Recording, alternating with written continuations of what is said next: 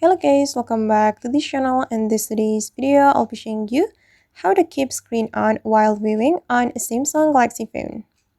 Alright guys, first of all, we need to open our settings application on our Samsung Galaxy phone. And after we have our settings application opened, we need to go to the display setting. Click on this display setting, and here we have to jump into the screen timeout setting. Okay, and here I have selected 1 minute for my screen timeout. And if you want to keep the screen on while viewing, we just need to activate this feature. Click on the toggle button to activate it, and right after you activate this feature, you can keep the screen on while you're looking at it using the front camera to detect your face.